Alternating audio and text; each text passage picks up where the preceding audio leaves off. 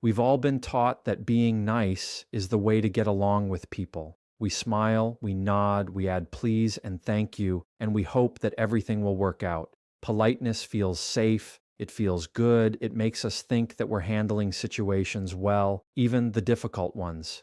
But here's the hard truth. Politeness alone rarely changes outcomes. Nice doesn't solve problems, and it certainly doesn't resolve conflict. If your goal is to truly be effective in conversations that matter, you have to go beyond being nice. Being nice is often a disguise for avoidance. We hope that if we say the right words or soften the truth, the tension will disappear. But problems have a way of growing in silence. What we fail to address today comes back stronger tomorrow. The issues don't vanish because we smile at them, they fester. Being nice can lull us into a false sense of security, making us believe that harmony exists, when in reality we are ignoring the very things that need our attention the most. The danger of relying on niceness is that it can prevent real connection. People may like you, but do they respect you? Do they take your words seriously? If your communication is filtered through constant politeness, the real message gets lost. Difficult conversations require clarity, courage, and honesty. They require showing up fully, even if that makes people uncomfortable.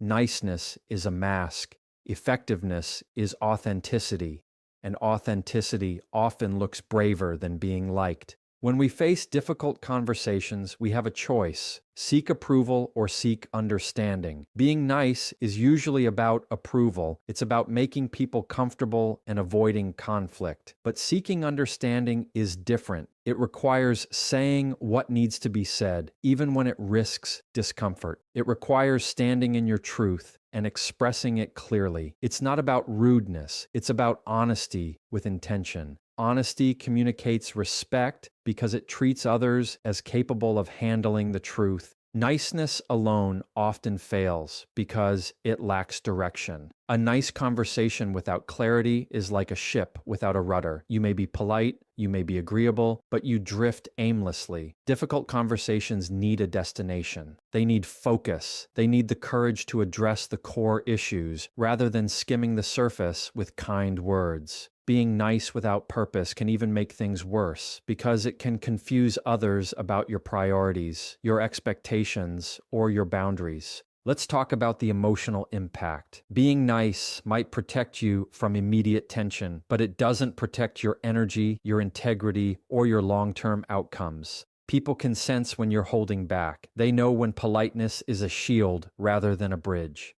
And over time, constant niceness without substance can create resentment, both inside you and in others. True influence comes from clarity and courage, not from keeping everyone happy or trying to avoid discomfort. Finally, consider this. Every important conversation you will ever have in your life is not a social call. It's an opportunity for growth, for clarity, for resolution. Nice words are optional. Clarity is essential. Politeness is a tool. Honesty is a weapon. Being nice may feel safe, but it will rarely move mountains. The people who achieve impact, build trust, and create meaningful change are those who speak clearly, stand firmly, and act with courage, not those who hope a smile will carry the day. Avoiding reality is one of the most common traps we fall into during difficult conversations. We tell ourselves that if we ignore the problem long enough, it will fix itself. We hope that by staying pleasant, polite, or agreeable, the tension will fade away, but reality doesn't work that way. Problems left unspoken only grow stronger, more complex, and more damaging over time. The longer we avoid the truth, the more entrenched the issues become, and the harder they are to confront when we finally must. When we avoid reality, we're not protecting anyone.